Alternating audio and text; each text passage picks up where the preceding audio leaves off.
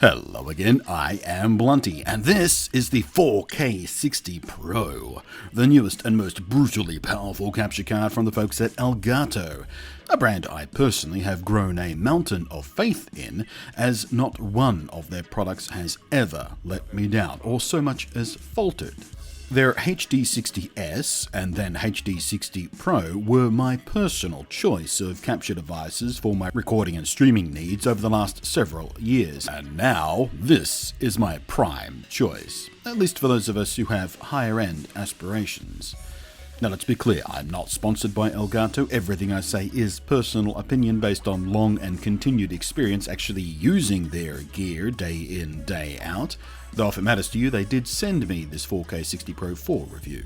Although with the push behind mainstream targeted 4K gaming feeling more recent, what with the consoles joining in with the PlayStation 4 Pro and Xbox One X, 4K capture cards are actually nothing new. Sure, the Elgato 4K60 Pro is the first one to really be targeted to gamers, but there has been several decent options around for a while now. Decent, but not ideal, at least not for us gamers. Other options have been limited by usually one of two things. Either they were designed for more live action and broadcast in mind, and thus usually capped at 30 frames per second, ick, or they were designed for traditional high-end content production workflows and thus were priced basically out of reach of the average gaming content producer. The 4K60 Pro solves this issue, but I'm not saying it's cheap, because it's not. You're still going to slap down some fairly serious money at 399 of his Royal Orangeness's Trump coins, or about $5.99 Aussie dollary-doos, which is, I can hear you already thinking, about the price of a PlayStation 4 Pro itself.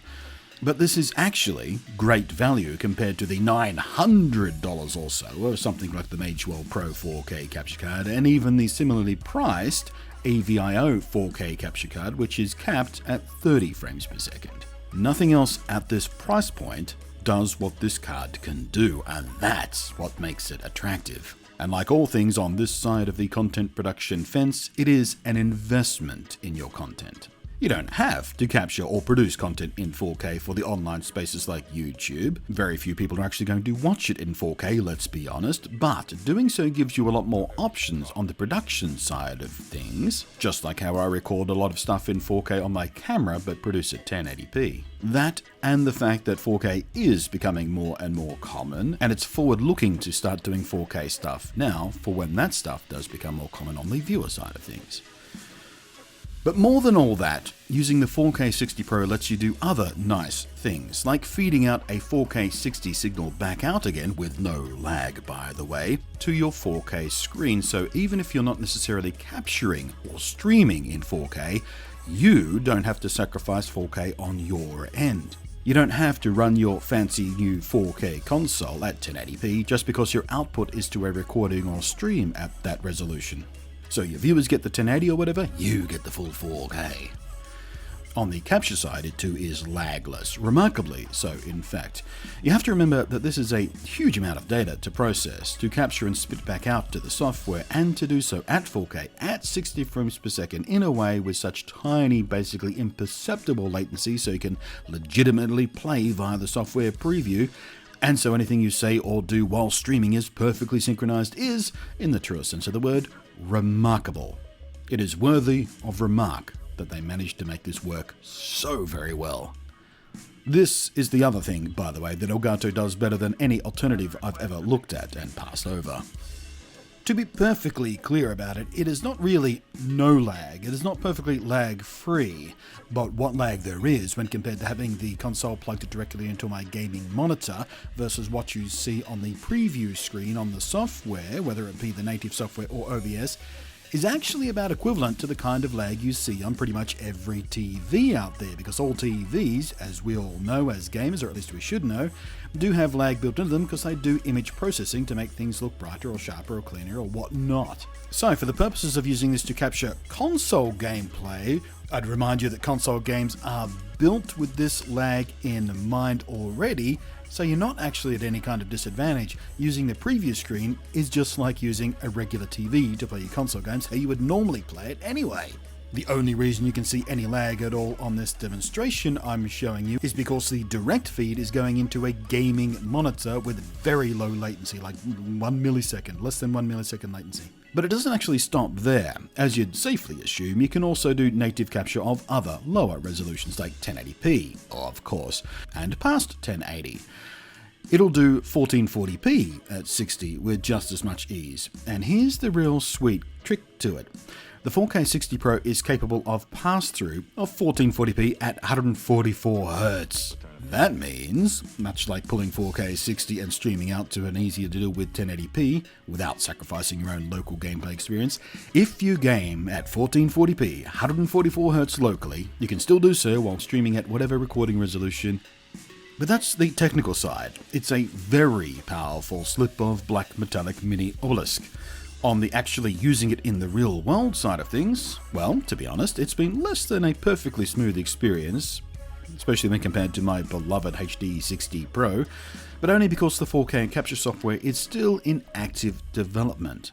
There's been a couple of small bugs, nothing show-stopping, and nothing that's happened while recording or streaming or anything like that. It's usually just when you first boot it up, and that's often solved with a system reboot, or it's been very quickly patched out by Elgato's team. The software is also not really close to feature complete when compared to the older Elgato capture software used by their other products. But I have talked with the Elgato folk about this, and those features are coming. I believe flashback style buffer recording is next on their to-do list of features to bring back over, so that's nice. But as it stands at time of publication, the software is relatively bare bones, but quite solid, and I love the super clean layout. And for capture and recording, etc., it's been working perfectly. There are other helpful options in here too, like being able to set the HDMI color range, of course. You can select which input EDID mode you're using, and even which EDID it internally uses. If you don't know what that acronym means, it's basically how the device identifies itself to the source. So it will identify itself as 4K or 1080p or 1440p, and whether or not it identifies itself as the Elgato or the monitor you're using, things like that. If you don't know why you would need to change this, don't worry about it. For those of you who do know why you would need to change this, celebrate because it's there and it makes life so much easier. One of the reasons new software had to be built from the ground up to begin with is the 4K60 Pro does not have onboard H.264 encoder hardware like its predecessors do. The absence of this hardware was done not only to make certain functionality technically easier, but the whole thing much cheaper to make. The fallout of this design decision is relatively minor actually. On the streaming side of things, you won't see any difference at all, as OBS and similar streaming software couldn't actually use Elgato's onboard encoder anyway. When recording, it does mean you do need a decently powerful system to encode this 4K60 content, as unlike the HD60 Pro, which could do some heavy lifting for the video encoding all on its own, with the 4K60 Pro, you need your system to do that heavy lifting. Elgato recommend a 6th generation i7 or a Ryzen 7 on the CPU side of things, and a GTX 10 series card or an RX Vega series card on the GPU side of things, which are relatively high requirements. But let's be honest here, if you are actually serious about creating 4K gaming content, chances are high you've already got or are already planning to get a system with appropriately high specs. Because you're going to need it from everything from generating the 4K content to capturing the 4K content to editing the 4K content to encoding the 4K content for final upload. You can have the software use either your GPU or CPU for video encoding, although I will say I had some stutter issues when asking my GTX 1080's video encoder to do the job at 4K, while CPU encoding was flawless for both real-time preview and recording. Quality-wise, you can go lean or pump up the bitrate to a big fat 140 megabits per second, which will, by the way, eat up about 61.5 gigabytes per hour. Of course, rather helpfully, they've set up the software to tell you exactly how much disk space you can expect to eat up at any selected bitrate value, making life just a little bit easier when it comes to the storage and production side of things. It's a very small feature, but a wonderful quality of life thing. Know what I mean? On the physical side, you'll also want to make sure your PC has good airflow. My unit is in an open air chassis, but while in use, the 4K60 Pro can get pretty warm. In fact, the word I would use would be hot. So I'd strongly advise you not to mount this thing so it's butting immediately up against your also toasty graphics card. Give both of them some breathing room. The 4K60 Pro worked flawlessly with OBS for streaming, and as you can see in my own system here, it will live happily next to HD60 Pro capture cards without conflict, and of course the Elgato Game Capture that I use. So by way of demonstration about what I'm talking about here, here is a 4K scene I have set up in OBS. You've got the 4K60 Pro capturing the 4K feed from my Xbox One X. It's Red Dead Redemption. It's an upscaled Xbox 360 game. Never mind that. The point is it's a 4K feed coming through the 4K60 into a 4K scene in full resolution. It's half covered up right now because I'm trying to show you something, but it's in full resolution. Me here in the web camera, that is full resolution also. That is a 1080p pixel perfect capture from my Lumix G7 feeding through the Elgato Cam Link, which you can just see back there. There it is, that little light there. So if you're watching this in 4K on a 4K screen, my web camera here is pixel perfect 1080p, super crisp, super clean, no scaling or anything. Same is true for the down below there, a little bit of Zelda coming through on my Nintendo Switch through the HD60 Pro. Again, pixel perfect 1080p if you're looking at it through in a 4K screen through the 4K thing. Although come to think of it, Breath of the Wild doesn't actually run in 1080p. It outputs at 1080p, but the game runs at 900p. So anyway, the point is, you know what I'm saying. For those of you who are a bit confused about what I'm talking about, let me switch to my desktop capture mode and I'll show you. So you've got the OBS scene here. It's set up as a 4K scene, which you can show you in my settings. If you go to video, you can see there. It's set up as a 4K scene. Output is at 4K, 60 frames per second.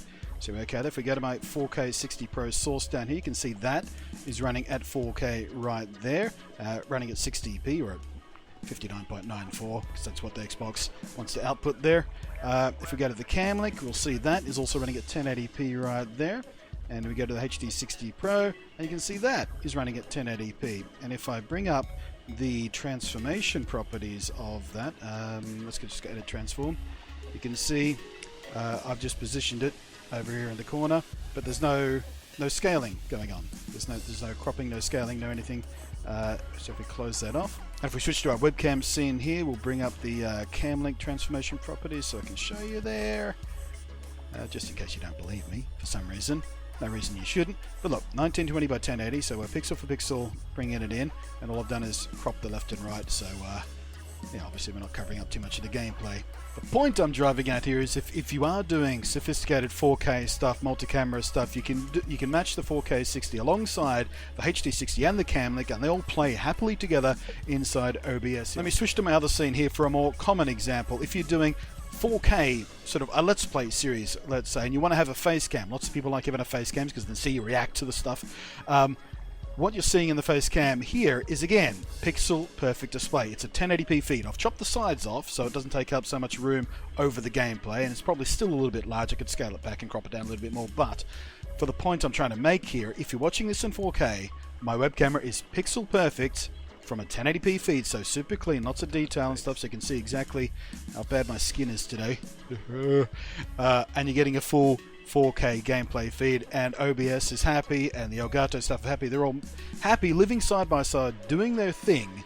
So if you want to do 4K content and you've got existing 1080p capture stuff that you want to mix into it, obviously it can work perfectly fine. Look at that. In short, the 4K60 Pro is, if you've ever used any of their other gear over the past few years, just what you'd expect from Elgato. A technically clever, usefully powerful, and simple delivery of a product that does precisely what they tell you it will do, and it does so without making your life difficult. Powerful and fuss-free. That should be their catchline. But yeah, it's not a product for the average streamer or Let's Player. It is more of a higher-end product designed for established content producers who want to kick up their existing options another notch or two. And again, nothing else at this price level does what this can do, and certainly not as well as this does it, and absolutely not as easily as this makes it. So as far as I can see, the Elgato Game Capture 4K60 Pro is going to be very successful in that field. Thanks for watching, I am Blunty, and I'll catch you next time.